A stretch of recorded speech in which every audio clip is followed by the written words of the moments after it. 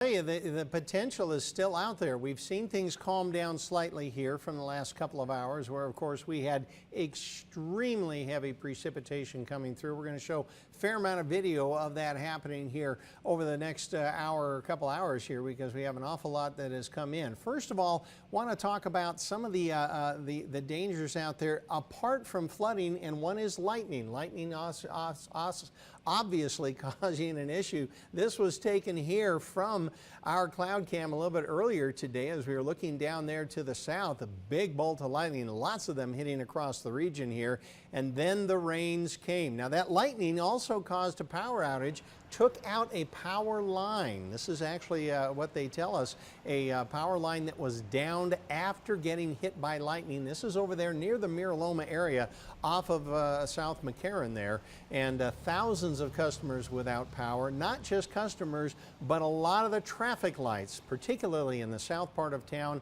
have been and may still be without any kind of power. So that is tying up traffic. Now that's not the only thing that happened. We also had very heavy rain and floods here and there. This is taken at McCarran Boulevard there over near Rancho San Rafael, and you can see this is a scene that's being repeated lots of places. Not only the water across roadways, you also had water across Interstate 80 for a while near downtown, but also some mud and debris flows coming across the area. So let's look and see the status of it right now. First of all, here's where the flash flood warnings are still in effect. We've got one over there by Fallon with a storm that's moving up to the north there. Across most of the west here, we've got a flash flood watch until 9 tonight.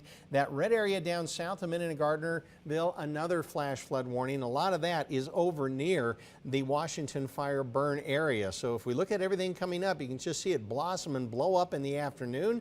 And the showers at this point, the heavy rain, a lot of it up to the north, but we've still got some coming up here from the south as well, and that's something we have to kind of keep an eye on. As all this begins to move on up, we may be looking at more coming up into our area before things calm down later tonight, and then in all likelihood returns again tomorrow. We'll tell you why that's going to happen coming up here in just a few minutes. All right, we're getting ready. Mike, thank you. Meantime, residents in Washoe Valley were also hit very hard by today's flash flooding. They sure were. Ryan Kennedy joins us live on Washoe Hill with a closer look at some of the damage. Ryan, it got pretty bad down there, didn't it? Kristen, Wendy, residents here say that the water ran down from the Virginia Hills right around 2 o'clock this afternoon and ran right by their houses. As you can see behind me, this creek, residents say, was about 10 feet lower than it is now. That is before it was filled with water, mud, and a ton of rocks. My leach field is under rock and water right now. My front of my house is, I don't know, I haven't been there yet, but from what I can see from here, it's got all types of mud there. I don't know about my hillside that's sliding down. I don't know what to do. Lawrence Kaplan has been living in Washoe Valley since 1997, and he said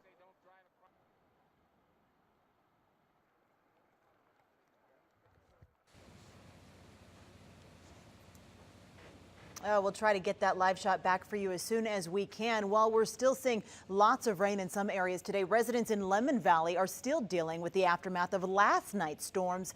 As John Potter reports, a heavy deluge combined with poor drainage left yards looking more like lakes today. David Miles, who owns this house on Tupelo Street, never thought he'd be doing this today, draining the pond that used to be his front yard. The water hasn't got into the home yet. We're nervous though because it's supposed to rain again tonight, so we're trying to get everything pumped out. He's also using the water pump so his wife can get her car out. He worries how much this is costing him. We're going on vacation in 2 weeks, and I thought, oh my gosh, I'm going to spend all my vacation money on this.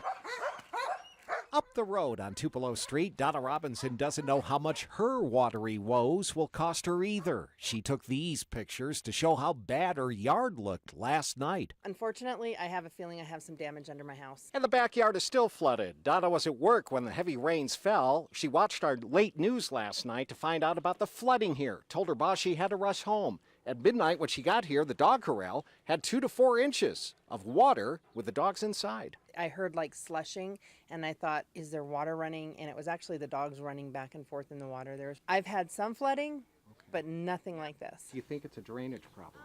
I think part of it is the county hasn't been cleaning the ditches like they're supposed to. Further up Tupelo Street, the county was doing just that. too late for the folks who live here, but Eric Crump says we spend literally tens of thousands of dollars on weed abatement. That's typically what clogs a lot of these drains.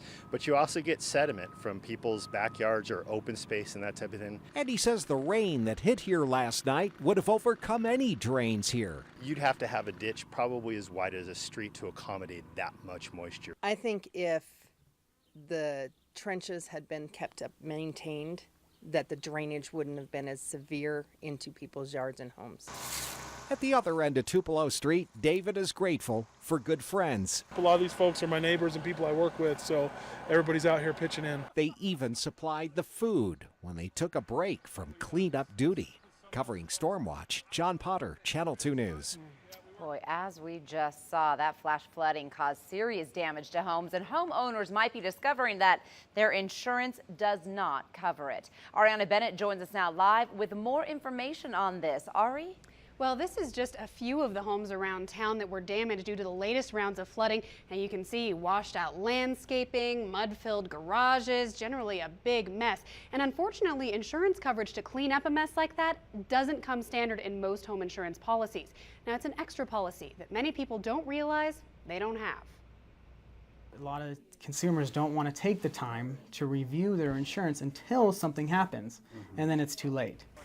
Now, Bearden says flood insurance is a program regulated by the government and needs to be purchased separately from your standard homeowner policy. Now, policies that cover floods generally involve a 30-day waiting period. So if you're calling now to get covered, it's not going to be much help for this week's storms. He says his best advice is to schedule regular meetings at least once a year to go over your policy with your agent and make sure you're covered for the major risks.